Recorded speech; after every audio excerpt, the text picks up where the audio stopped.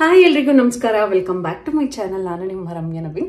ಎಲ್ಲರೂ ಹೇಗಿದ್ದೀರಾ? I hope ಎಲ್ಲರೂ ಚೆನ್ನಾಗಿದ್ದೀರಾ ಅಂತ ಭಾವಿಸ್ತಾ ಇವತ್ತಿನ ವ್ಲಾಗ್ನ ಬೆಳಿಗ್ಗೆಯಿಂದ ಶುರು ಮಾಡ್ತಾ ಇದ್ದೀನಿ. ಇವತ್ತು ನಾನು ವೇರ್ ಮಾಡಿದ್ದೀನಿ. ನಿಮ್ಗೆ ಆಲ್ರೆಡಿ ಈ ಸ್ಯಾರಿನ ತೋರಿಸಿದ್ದೀನಿ, ಮತ್ತೆ ಬ್ಲೌಸ್ ಸ್ಟಿಚಿಂಗ್ ಕೂಡ ಆಯಿತು.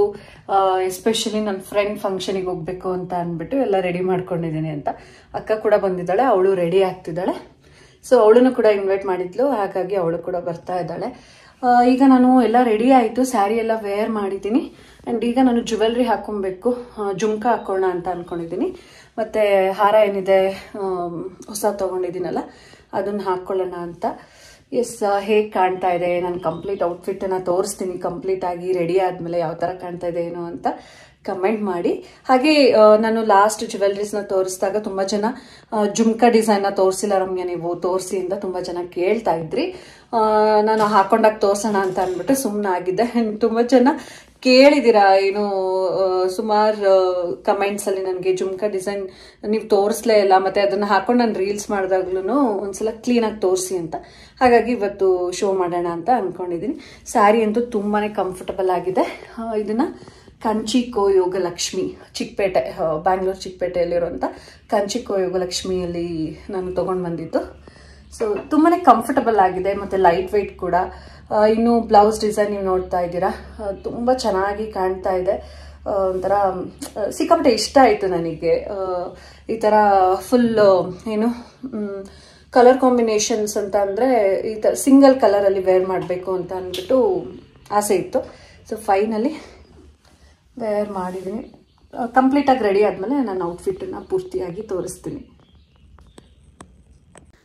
ಫ್ರೆಂಡ್ಸ್, ಇವತ್ತು ನಾನು ಈ ಒಂದು ಸ್ಯಾರಿಗೆ ಹಾಕೋಬೇಕು ಅಂತ ಅಂದ್ಕೊಂಡಿರೋಂಥ ಜ್ಯುವೆಲ್ರಿ ಬಂದು ಇದು ಹಾರ ನಾನು ತೊಗೊಂಡಾಗ್ಲಿಂದ ಯಾವುದೇ ಫಂಕ್ಷನ್ಸಿಗೆ, ಅಂದರೆ ಯಾವುದೋ ಫಂಕ್ಷನ್ಸ್ ಆ ಥರ ಯಾವುದೂ ಅಟೆಂಡ್ ಮಾಡೇ ಇಲ್ವಲ್ಲ. ಬ್ಯಾಂಗಲ್ಸ್ ಹಾಕ್ಕೊಂಡಿದ್ದೆ, ಬಟ್ ಹಾರ ಹಾಕಿರಲಿಲ್ಲ. ಫ್ರೆಂಡ್ಸ್, ಆ್ಯಕ್ಚುಲಿ ಇದೇನೆ ಜುಮ್ಕಾ. ಇದನ್ನು ನಾನು ತೋರಿಸಿರ್ಲಿಲ್ಲ, ಹಾಗಾಗಿ ಇವಾಗ ತೋರಿಸೋಣ ಅಂತ. ಸೊ ಈಗ ನೀವು ನೋಡ್ತಾ ಇರ್ಬೋದು, ಇದು ಸ್ವಲ್ಪ ಯುನೀಕ್ ಆಗಿದೆ. ಈಗ ಇದು ಕೂಡ ಒಂಥರ ಟ್ರೆಂಡ್ ಇದೆ. ನನ್ನ ಹತ್ರ ಆಲ್ರೆಡಿ ಇರೋದು ಸ್ವಲ್ಪ ಬೇರೆ ಥರ ಇದೆ. ಅದು ಆಲ್ಮೋಸ್ಟ್ 15 ಗ್ರಾಮ್ ಇದೆ. ನಾನು ಅದಕ್ಕಿಂತ ಸ್ವಲ್ಪ ಕಡಿಮೆಯಲ್ಲಿ ಇರಲಿ ಅಂತ ಅಂದ್ಬಿಟ್ಟು ಇದನ್ನ 12 ಗ್ರಾಮ್ಸ್ಗೆ ಆರ್ಡರ್ ಕೊಟ್ಟು ಮಾಡಿಸಿದ್ದು. ತುಂಬಾ ಚೆನ್ನಾಗಿದೆ, ಮತ್ತು ಹಾಕೊಂಡಾಗ್ಲೂ ಅಷ್ಟೇ ಒಂದು ಡಿಫ್ರೆಂಟ್ ಲುಕ್ ಕೊಡುತ್ತೆ. ಇದನ್ನ ಹೀಗೆ ಈಗ ಟ್ರೆಂಡ್ ಯಾವ್ದಿರುತ್ತೆ ಅದನ್ನ ಇನ್ಸ್ಟಾಗ್ರಾಮಲ್ಲಿ ಸರ್ಚ್ ಮಾಡಿ ನಾನು ಯಾವುದೇ ಜ್ಯುವೆಲ್ರಿನ ಮಾಡಿಸ್ಕೋಬೇಕಾದ್ರೆ ನೋಡ್ಬಿಟ್ಟು ಮಾಡಿಸ್ಕೊಳ್ಳೋದು. ಈ ಜುಮ್ಕಾ ಕೂಡ ಅಷ್ಟೇ. ನೀವು ಸಾಮಾನ್ಯವಾಗಿ ಈಗ ಜುಮ್ಕಾಸ್ ನೋಡಿರ್ತೀರ, ನನ್ನ ಹತ್ರನೂ ಬೇರೆ ತರ ಇದೆ. ಸೊ ಇದು ಸ್ವಲ್ಪ ಡಿಫ್ರೆಂಟ್ ಆಗಿರ್ಲಿ ಅಂತ ಅಂದ್ಬಿಟ್ಟು ಈ ತರ ಮಾಡಿಸಿದ್ದು. ಅಂಡ್ ಬೇರೆಯವ್ರ ಹತ್ರನೂ ಹೋಗ್ಬಿಟ್ಟು ಇದು ಸೌಮ್ಯ ಮೋತಿ ಫ್ಯಾಷನ್ ಅವ್ರಿಗೆ ಸ್ಟಿಚಿಂಗ್ ಕೊಡೋದಿಕ್ ಹೋಗಿದ್ರಲ್ಲ, ಅವಾಗ ಅವ್ರಿಗೆ ಹೇಳ್ತಾ ಇದ್ರಂತೆ, ರಮ್ಯಾ ಅವರು ಜುಮ್ಕಾ ಡಿಸೈನೇ ತೋರಿಸ್ಲಿಲ್ಲ ಅಂತ ಅಂದ್ಬಿಟ್ಟು. ಅದಕ್ಕೆ ಅವ್ರು ಹೇಳ್ತಾ ಇದ್ರು ಹೀಗೆ ಅಂತ. ಸೊ ತೋರಿಸ್ಬಿಡೋಣ ಅಂತ ಅಂದ್ಬಿಟ್ಟು. ನೋಡಿ, ಯಾರಿಗಾದ್ರೂ ಇಷ್ಟ ಆದ್ರೆ ಈ ತರ ನೀವು ಮಾಡಿಸ್ಕೋಬೇಕಂದ್ರೆ 12 ಗ್ರಾಮ್ಸ್ ಅಲ್ಲಿ, ನಾನು 10 ಗ್ರಾಮ್ಸ್ಗೆ ಸಾಕು ಅಂತ ಅನ್ಕೊಂಡಿದ್ದೆ. ಆದ್ರೆ ಅದು ಇನ್ ಸ್ವಲ್ಪ 2 ಗ್ರಾಮ್ಸ್ ಎಕ್ಸ್ಟ್ರಾ ಇದ್ರೇನೆ ಅದು ಫುಲ್ ಕಂಪ್ಲೀಟ್ ಫಿನಿಶಿಂಗು ಮತ್ತೆ ಸ್ವಲ್ಪ ದೊಡ್ಡದಾಗಿ ಚೆನ್ನಾಗಿ ಕಾಣುತ್ತೆ ಅಂತ ಈ ತರ ಮಾಡಿಸ್ಕೊಂಡೆ. ಚೆನ್ನಾಗಿದ್ಯಾ? ಕಮೆಂಟ್ ಮಾಡಿ. ಸೊ ಫೈನಲಿ ಕಂಪ್ಲೀಟಾಗಿ ರೆಡಿಯಾಗಿ ಈಗ ಕೆಳಗಡೆ ಬಂದ್ವಿ. ಇನ್ನೇನು ಹೊರಡಬೇಕು. ಹೆಣ್ಮಕ್ಳಿಗೆ ಎಷ್ಟೊತ್ತು ರೆಡಿ ಆದರೂ ಸಮಾಧಾನ ಆಗಲ್ಲ. ನವೀನ್ ಅದನ್ನೇ ಹೇಳ್ತಾ ಇದ್ರು, ಎಷ್ಟೊತ್ತಿಂದ ರೆಡಿ ಆಗ್ತಿದ್ಯಾ ಅಂತ. ಕುಂಕುಮ ಇಟ್ಕೊಡ್ತೀಯಾ? ಪೂಜೆ ಎಲ್ಲ ಆಗಿದೆ. ರಮ್ಯಾ ರೆಡಿನಾ? Ready finally. ಎಷ್ಟು ಗಂಟೆಯಿಂದ ರೆಡಿ ಆಗಕ್ಕೆ ಸ್ಟಾರ್ಟ್ ಆಗಿದ್ದು? ಎಷ್ಟು ಗಂಟೆಗೆ ರೆಡಿ ಆಗಕ್ಕೆ ಸ್ಟಾರ್ಟ್ ಆಗಿದ್ದು? ಅದೆಲ್ಲ ಕೇಳಬಾರ್ದು ನೀನು, ಅದೆಲ್ಲ ಕೇಳಂಗಿಲ್ಲ. ನಡಿ ಫಸ್ಟ್ ರೀಲ್ಸ್ ಮಾಡ್ಕೊಡು ನನಗೆ. ಫ್ರೆಂಡ್ಸ್, ಫೈನಲಿ ಲೊಕೇಶನಿಗೆ ಬಂದ್ವಿ. ನನ್ನ ಫ್ರೆಂಡ್ ನಂದಿತಾ ಕಿರಣ್. ಸೊ ಇದು ಸೀಮಂತ ಕಾರ್ಯಕ್ರಮಕ್ಕೆ ಇವತ್ತು ನಾವು ಬಂದಿರೋ ಅಂಥದ್ದು. ಏನೋ ಒಂಥರ ಖುಷಿ ಆಗ್ತಾಯಿತ್ತು. ನನ್ನ ಸೀಮಂತಕ್ಕೆ ಅವಳು ಬಂದು ಹೋಗಿದ್ಲು. ಇವಾಗ ಅವಳ ಸೀಮಂತಕ್ಕೆ ನಾನು ಬಂದಿದ್ದೀನಿ. ಈಗ ಆಲ್ರೆಡಿ ನನಗೆ 6 ಮಂತ್ಸ್ ಬೇಬಿ ಇದೆ. ಈಗ ಅವಳಿಗೂ ಇನ್ನೇನು ಈ ಮಂತಲ್ಲೇ ಮೇ ಬಿ ಡೆಲಿವರಿ ಆಗಬಹುದು. ಸೊ ಖುಷಿ ಆಯಿತು. ಅಕ್ಕನೂ ಕೂಡ ಬಂದಿದ್ಲು. ಸೊ ಮಾತಾಡಿಸ್ಕೊಂಡು, ಅಂದರೆ ನಾವು ಸ್ವಲ್ಪ ಲೇಟ್ ಆಗಿಬಿಡ್ತು. ಅಂದರೆ ಮಗು ಇದೆ ಅಲ್ವಾ, ಇವಾಗ ಸ್ವಲ್ಪ ಅಷ್ಟು ಬೇಗ ಎಲ್ಲ ಹೊರಟು ಬರೋದಕ್ಕಾಗಲ್ಲ. ನಾವು ಪರ್ಟಿಕ್ಯುಲರಾಗಿ ಒಂದಿಷ್ಟು ಟೈಮ್ ಅಂತ ಇಟ್ಕೊಬೇಕು, ಅಷ್ಟರಲ್ಲೇ ಹೋಗಿ ಬರಬೇಕು.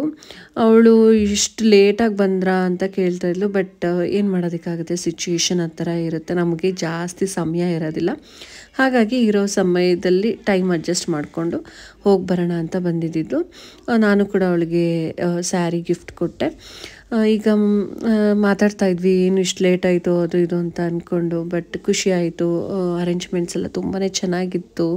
ಮತ್ತು ನನ್ನ ಸೀಮಂತದಲ್ಲಿ ಪ್ಲೇಟ್ ಡೆಕೋರೇಷನ್ಗೆ ಹೇಳಿದ್ವಲ್ಲ, ಅವರಿಗೇ ಹೇಳಿದರು ಇವರು ಕೂಡ. ತುಂಬ ಚೆನ್ನಾಗಿ ಪ್ಲೇಟ್ ಡೆಕೋರೇಷನ್ ಎಲ್ಲ ಮಾಡಿದರು. ಆ್ಯಂಡ್ ಫೋಟೋಸ್ ಎಲ್ಲ ತೊಗೊಂಡ್ವಿ. ಒಂಥರ ಚೆನ್ನಾಗಿತ್ತು. ರೀಲ್ಸ್ ಎಲ್ಲ ಮಾಡೋಣ ಅಂತ ಅಂದ್ಬಿಟ್ಟು ನಾವು ಮುಂಚೆನೇ ಪ್ಲ್ಯಾನ್ ಮಾಡ್ಕೊಂಡಿದ್ವಿ. ನನ್ನ ಸೀಮಂತದಲ್ಲೂ ಕೂಡ ನಾವೆಲ್ಲ ಹೀಗೆ ಪ್ಲ್ಯಾನ್ ಮಾಡಿಕೊಂಡು, ಮಾಮೂಲಿ ಗೊತ್ತಲ್ಲ ಇದಕ್ಕೆ ಫೇಮಸ್ ಸಾಂಗು ಬರ್ತಾನವ ಭೂಪ ಸಾಂಗ್ಗೆ ವೀಡಿಯೋಸ್ ಮಾಡೋಣ ಅಂತ. ಹಾಗೆ ಇವಾಗಲೂ ಕೂಡ ಪ್ಲ್ಯಾನ್ ಮಾಡ್ಕೊಂಡಿದ್ವಿ ಅದೇ ಥರ ರೀಲ್ಸ್ ಮಾಡೋಣ ಅಂತ. ಬಟ್ ಈಗ ನಾವು ಹೋಗೋಷ್ಟರಲ್ಲಿ ಆಲ್ಮೋಸ್ಟ್ ಶಾಸ್ತ್ರ ಎಲ್ಲ ಮುಗ್ದಿತ್ತು. ಬೇಗನೆ ಟೈಮಿಂಗ್ಸ್ ಇದ್ದಿದ್ದರಿಂದ ಬೇಗನೆ ಶಾಸ್ತ್ರ ಕೂರಿಸಿದ್ರು. ಶಾಸ್ತ್ರ ಎಲ್ಲ ಆಲ್ರೆಡಿ ಎಲ್ಲ ಮಾಡಿಬಿಟ್ಟು ಫೋಟೋಸ್ ಎಲ್ಲ ತೊಗೊತಾ ಇದ್ರು. ನಾವು ಹೋಗ್ಬಿಟ್ಟು ಅರ್ಶಿನ ಕುಂಕುಮ ಹಚ್ಬಿಟ್ಟು ಅಕ್ಷತೆ ಹಾಕಿದ್ವಿ. ಏನು ಹೆಲ್ದಿ ಬೇಬಿ ಆಗಲಿ, ನಿನಗೆ ಯಾವ ಬೇಬಿ ಬೇಕೋ ಆ ಬೇಬಿನೇ ಆಗಲಿ ಅಂತ. ಸೊ ಬ್ಲೆಸ್ ಮಾಡಿ ಒಂಥರ ಚೆನ್ನಾಗಿತ್ತು. ದಿನಗಳಂತೂ ಎಷ್ಟು ಬೇಗ ಕಳೆದು ಹೋಗ್ತಾ ಇದೆ ಅಂತಲೇ ಗೊತ್ತಾಗಲ್ಲ. ಇವಾಗ ನಿನ್ನೆ ಮೊನ್ನೆ ನನ್ನ ಸೀಮಂತಕ್ಕೆ ಫಂಕ್ಷನಿಗೆ ಬಂದು ನಾವೆಲ್ಲ ರೀಲ್ಸ್ ಮಾಡಿಕೊಂಡು ಆ ದಿನಗಳು ಕಳೆದ್ವಿ ಅನಿಸುತ್ತೆ. ಈಗ ಆಲ್ರೆಡಿ ಅವಾಗ ಆ್ಯಕ್ಚುಲಿ ಅವಳಿಗೆ ಒಂದು 2.5-3 months ಆ ಥರ ಏನೋ ಇತ್ತು ಅಂತ ಅನಿಸುತ್ತೆ. ನನಗೆ ಎಕ್ಸಾಕ್ಟಾಗಿ ನೆನಪಿಲ್ಲ. ಇನ್ನೇನು ಅವಳದು ಬೇಬಿ ಕೂಡ ಈಗ ಬರ್ತಾ ಇದೆ. ಒಂಥರ ಖುಷಿ ಆಗ್ತಾಯಿತ್ತು. ಈಗ ನಾವು ಹಾಗೆ ಕುತ್ಕೊಂಡು ನಾನು ನಮ್ಮ ಅಕ್ಕ ಎಲ್ಲ ಮಾತಾಡ್ತಾ ಇದ್ವಿ. ಒಂಥರ ಎಲ್ಲರೂ ಬಂದು ಫ್ಯಾಮಿಲಿ ಎಲ್ಲರೂ ಕೂಡ ತುಂಬಾ ಚೆನ್ನಾಗಿ ಮಾತಾಡ್ಸಿದ್ರು. ಅವ್ರ ಅಮ್ಮ ಅಪ್ಪ ಅಕ್ಕ ತಂಗಿ ಮತ್ತು ಅವ್ರ ಅತ್ತೆ ಮತ್ತು ನಂದಿತಾ ಅವ್ರ ಹಸ್ಬೆಂಡ್ ಇರ್ಬೋದು, ಎಲ್ಲರೂ ಕೂಡ ತುಂಬಾ ಚೆನ್ನಾಗಿ ಮಾತಾಡ್ಸಿದ್ರು. ತುಂಬ ಚೆನ್ನಾಗಿ ಟ್ರೀಟ್ ಮಾಡಿದ್ರು. ಒಂಥರ ಹ್ಯಾಪಿ ಡೇ ಅಂತಲೇ ಹೇಳ್ಬೋದು. ನಮಗಂದರೆ ಜಾಸ್ತಿ ಟೈಮ್ ಸ್ಪೆಂಡ್ ಮಾಡಲಿಕ್ಕೆ ಆಗಲಿಲ್ಲ. ಅವಳು ಆಲ್ಮೋಸ್ಟ್ ನನ್ನನ್ನು ಕಳಿಸೋವರೆಗೂ ಇದ್ದು ಹೋಗಿದ್ಲು. ಬಟ್ ಈಗ ನಾನು ಆ ಥರ ಇರೋದಕ್ಕಾಗಲ್ಲ, ಏನೂ ಮಾಡೋಕ್ಕಾಗಲ್ಲ. ಅದನ್ನು ಅವಳು ಅರ್ಥ ಮಾಡ್ಕೊಂಡ್ಳು. ಅದಾದಮೇಲೆ ಇಲ್ಲಿ ನೋಡಿ ಅವ್ರ ಅಕ್ಕ ಭಾವ ಎಲ್ಲ ಈಗ ಅವರು ರೀಲ್ಸ್ ಮಾಡ್ತಾಯಿದ್ರು. ನಾವು ಅವರೆಲ್ಲ ಅವ್ರು ಮಾಡಾದ್ಮೇಲೆ ಹೋಗಿ ನಾವು ಮಾಡೋಣ ಅಂತ ಅಂದ್ಕೊಂಡ್ವಿ. ಸೊ ಇವ್ರದ್ದೆಲ್ಲ ಆದಮೇಲೆ ನಾವು ಕೂಡ ಹೋಗಿ ರೀಲ್ಸ್ ಮಾಡಿದ್ವಿ. ನಾನು ಇನ್ಸ್ಟಾದಲ್ಲೆಲ್ಲ ಅಪ್ಲೋಡ್ ಮಾಡಿದ್ದೀನಿ. ಈಗ ಅಷ್ಟರಲ್ಲಿ ನಾವು ಹೋಗ್ಬಿಟ್ಟು ನಾವು ಕೂಡ ರೀಲ್ಸ್ ಮಾಡಿಬಿಟ್ಟು ಊಟ ಎಲ್ಲ ಮಾಡ್ಕೊಂಡು ಬಂದ್ವಿ. ಈಗ ಅವಳಿಗೆ ಇನ್ನೇನು ಆಲ್ಮೋಸ್ಟ್ ಅವಳು ಬೆಳಿಗ್ಗೆ ಒಂದೇ ಒಂದು ಇಡ್ಲಿ ತಿಂದಿದ್ದಂತೆ. ಅವಳಿಗೆ ಊಟಕ್ಕೆ ಹೋಗಬೇಕಿತ್ತು. ಹಾಗಾಗಿ ಆರತಿ ಮಾಡಿ ಇಳಿಸೋಣ ಅಂತ ಅಂದ್ಬಿಟ್ಟು ಅವ್ರ ಅತ್ತೆ ಅಮ್ಮ ಮತ್ತು ಇನ್ನೊಬ್ಬರು ಆಂಟಿ ಎಲ್ಲ ಸೇರ್ಕೊಂಡೀಗ ಆರತಿ ಮಾಡ್ತಾಯಿದ್ದಾರೆ. ಮನೇಲಿ ಈ ಥರ ಏನೋ ಒಂದು ಶುಭ ಕಾರ್ಯಗಳು ನಡೆಯೋದಿರ್ಬೋದು, ಆ ಪ್ರತಿಯೊಂದು ಹೆಣ್ಣಿಗೂ ಸೀಮಂತ ಮಾಡಿಸ್ಕೋಬೇಕು ಅನ್ನೋ ಆಸೆ ಇರುತ್ತೆ, ಒಂದು ಕನಸಿರುತ್ತೆ. ಅವಳಿಗೂ ಕೂಡ ಅದೇ ಥರ ನನ್ನ ಜೊತೆ ತುಂಬ ಶೇರ್ ಮಾಡ್ಕೊಂಡಿದ್ಲು. ಅಂದರೆ ನಾವು ತುಂಬ ಮಾತಾಡ್ತೀವಿ ಅವಳು ನಾನು ಅವಾಗವಾಗ. ಅವಳು ಹೇಳ್ಕೊತಾ ಇದ್ಲು ನಂಗೆ ಇದೇ ಥರ ಎಲ್ಲ ಮಾಡ್ಕೊಬೇಕು ಅಂತ ಆಸೆ ಇದೆ ಅಂತ. ಸೊ ಫೈನಲಿ ಅವಳು ಹೇಗೆ ಅಂದ್ಕೊಂಡಿದ್ಲು ಅದೇ ಥರ ಸೆಲೆಬ್ರೇಷನ್ ಎಲ್ಲ ಆಯಿತು. ನನಗೂ ಖುಷಿ ಆಯಿತು ಅವಳು ಖುಷಿಯಾಗಿರೋದನ್ನು ನೋಡಿ.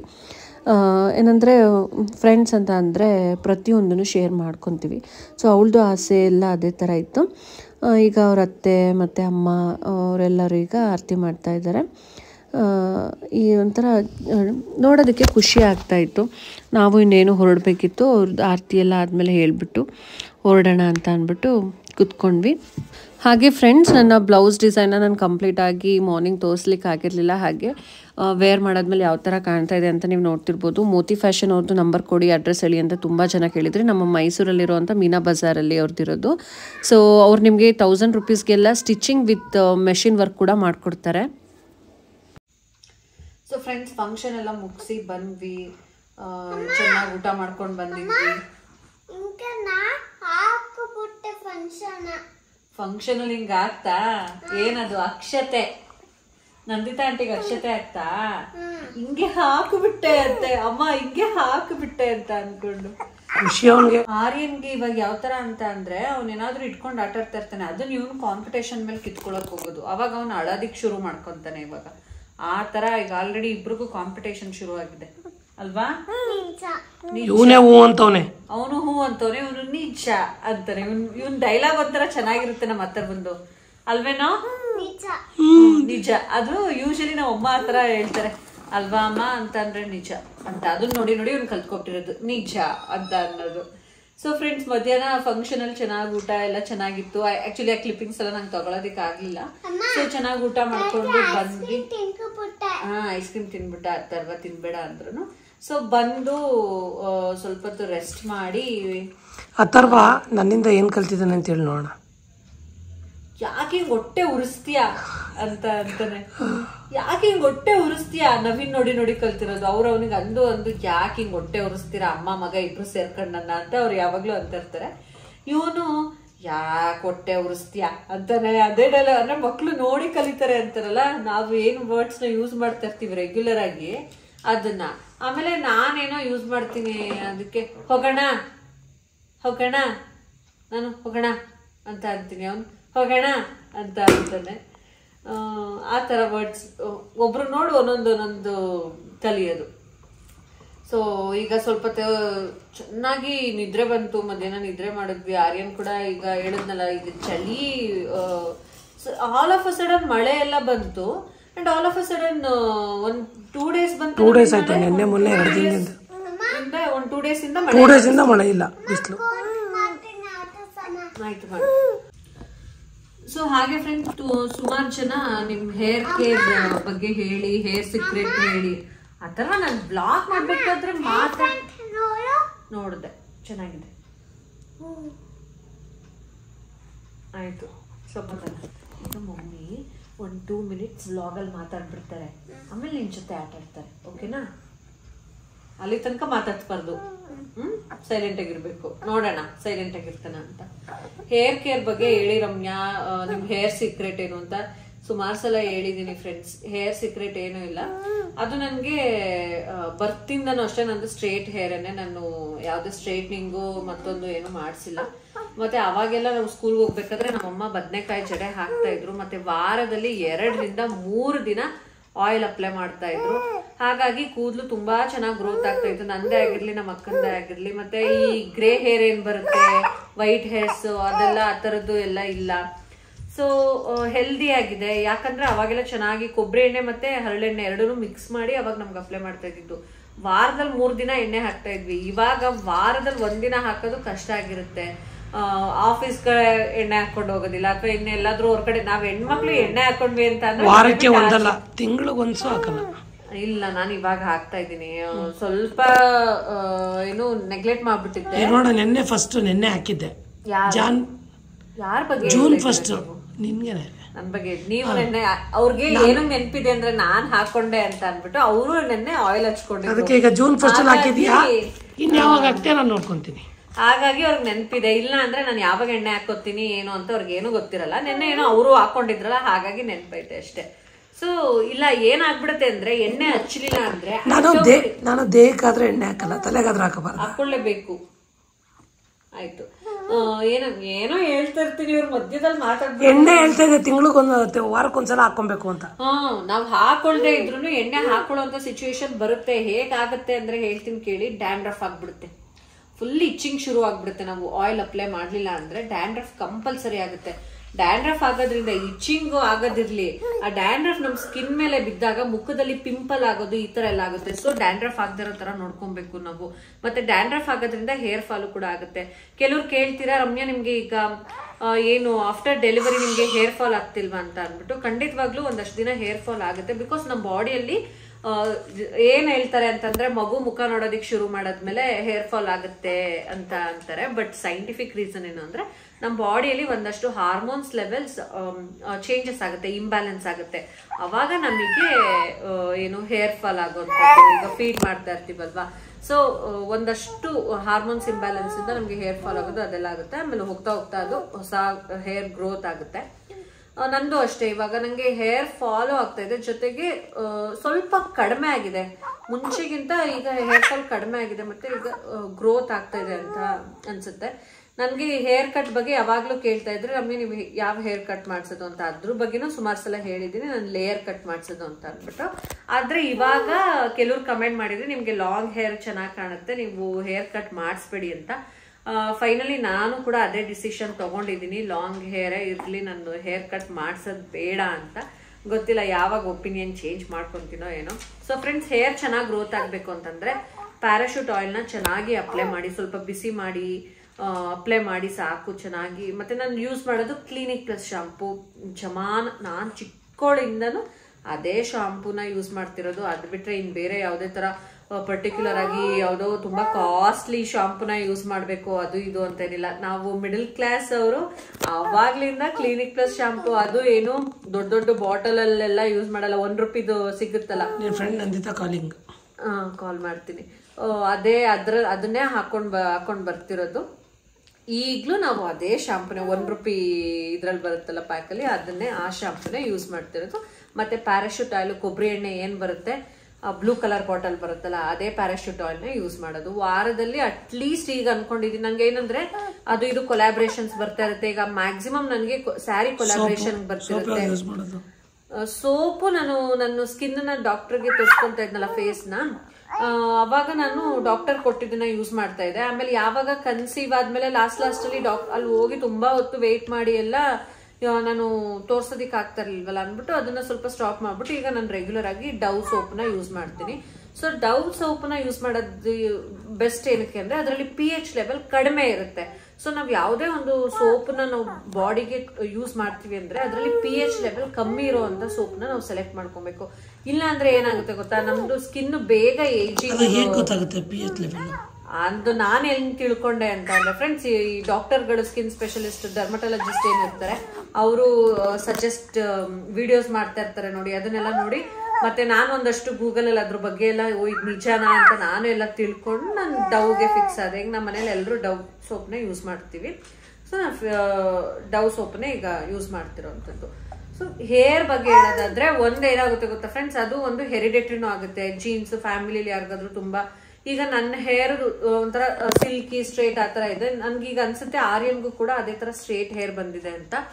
ಫ್ಯೂಚರ್ ಅಲ್ಲಿ ಅವ್ನಿಗೆ ಮುಡಿ ಎಲ್ಲ ಮಾಡ್ಸಾದ್ಮೇಲೆ ಆಕ್ಚುಲ್ ಆಗಿ ಯಾವ ತರ ಹೇರ್ ಅಂತ ಗೊತ್ತಾಗೋದು. ಇವಾಗ ಹುಟ್ಟದಾಗಿರುತ್ತಲ್ಲ ಅದಕ್ಕಿಂತ ನೋಡ್ಬೇಕು ಹೋಗ್ತಾ ಹೋಗ್ತಾ. ಅಥರ್ವನ್ಗೆ ಯಾವ ತರ ಇತ್ತು ಅಂದ್ರೆ ಕರ್ಲಿ ಹೇರ್ ಇತ್ತು ಅವನು ಅಲ್ವಾ ನವೀನ್, ಫಸ್ಟ್ ಇಯರ್ ಬರ್ಡೇಲೆಲ್ಲ ಒಂದು ಕರ್ಲಿ ತರ ಇತ್ತು ಹೇರು. ಇವಾಗ ನಾರ್ಮಲ್ ಆಗಿದೆ. ಇವಂದು ಹೇಗಾಗುತ್ತೋ ಗೊತ್ತಿಲ್ಲ. ಸೊ ಹೇರ್ ಕೇರ್ ಬಗ್ಗೆ ಹೇಳಿ ಅಂತಂದ್ರಲ್ಲ, ಹಾಗಾಗಿ ಚೆನ್ನಾಗಿ ಆಯಿಲ್ ಹಚ್ಚಿ ಸ್ವಲ್ಪ ಅದು ಏನು ಸ್ಪ್ಲಿಟ್ಸ್ ಆಗೋದು ಅದೆಲ್ಲ ಕಡಿಮೆ ಆಗುತ್ತೆ, ಚೆನ್ನಾಗಿರುತ್ತೆ ಹೇರು ಅಷ್ಟೇ. ಮತ್ತೆ ಇನ್ನೊಂದೇನಂತಂದ್ರೆ ಈ ಹೇರ್ ಸ್ವಲ್ಪ ನಾವು ಹೆಡ್ ಬಾತ್ ಮಾಡ್ತೀವಿ ಅಂದಾಗ ಆಯಿಲ್ ಅಪ್ಲೈ ಮಾಡಬಾರ್ದು ಅಂತ ಹೇಳ್ತಾರೆ. ನಾವು ನಾಳೆ ಬೆಳಿಗ್ಗೆ ಹೆಡ್ ಬಾತ್ ಮಾಡ್ತೀವಿ, ತಲೆಗೆ ಸ್ನಾನ ಮಾಡ್ತೀವಿ ಅಂದಾಗ ಅಟ್ಲೀಸ್ಟ್ ನೈಟ್ ಆದ್ರೂ ಸ್ವಲ್ಪ ಆಯಿಲ್ ಹಚ್ಕೊಂಡ್ರೆ ಒಳ್ಳೇದು. ಅಥವಾ ಒಂದು ಸ್ನಾನ ಮಾಡೋದು ಒಂದು 2-3 ಗಂಟೆ ಅನ್ನೋದಕ್ಕಿಂತ ಮುಂಚೆನಾದ್ರೂ ಆಯಿಲ್ ಅಪ್ಲೈ ಮಾಡಿದ್ರೆ ಒಳ್ಳೇದು ಅಂತ ಹೇಳ್ತಾರೆ. ಸೊ ಇಷ್ಟೇ ನನ್ನ ಹೇರ್ ಸೀಕ್ರೆಟ್ ಅಂತ ಎಲ್ಲ ಏನೂ ಇಲ್ಲ. ನಾನು ಕಾಮನ್ ಆಗಿ ₹1 ಕ್ಲಿನಿಕ್ ಪ್ಲಸ್ ಶಾಂಪೂನ ಯೂಸ್ ಮಾಡ್ತೀನಿ, ಕೊಬ್ಬರಿ ಎಣ್ಣೆನ ಯೂಸ್ ಮಾಡ್ತೀನಿ ಅಷ್ಟೇ. ಏನಾದ್ರೂ ಅದ್ರ ಬಗ್ಗೆ ಇನ್ಫಾರ್ಮೇಶನ್ ಗೊತ್ತಾದ್ರೆ, ಇನ್ನೂ ಏನಾದ್ರೂ ಚೆನ್ನಾಗಿ ಗ್ರೋತ್ ಆಗಕ್ಕೆ ಅಥವಾ ಹೆಲ್ದಿಯಾಗಿ ಇರೋದಕ್ಕೆ, ಏನಾದ್ರೂ ಮೇಂಟೈನ್ ಮಾಡೋದಕ್ಕೆ ಏನಾದ್ರೂ ನನಗೆ ಯಾವ್ದಾದ್ರು ಪ್ರಾಡಕ್ಟ್ಸ್ ಬಗ್ಗೆ ಗೊತ್ತಾದ್ರೆ ಫ್ಯೂಚರಲ್ಲಿ ನಾನು ಏನಾದ್ರೂ ಯೂಸ್ ಮಾಡಿದ್ರೆ ಅದನ್ನು ಕೂಡ ನಿಮ್ಮ ಜೊತೆ ಶೇರ್ ಮಾಡ್ತೀನಿ. ಇನ್ನು ನೋಡಿ, ಇವನು ಏನಾದ್ರೂ ಒಂದು ತಗಿಸ್ಕೋಬೇಕು, ನಾವು ಹೋಗ್ಬೇಕಾದ್ರೆ ಅಲ್ಲೇನೋ ಮಾಡ್ತಾ ಇದ್ರು, ಇದನ್ನ ತಗ್ಸ್ಕೊಂಡ ಅದ್ರ ಜೊತೆ ಆಟ ಆಡ್ತಾ ಇದ್ದಾನೆ. ಏನಪ್ಪ ಇದು? ರ್ಯಾಬಿಟ್ ಸ್ಪೆಲ್ಲಿಂಗ್ ಹೇಳು.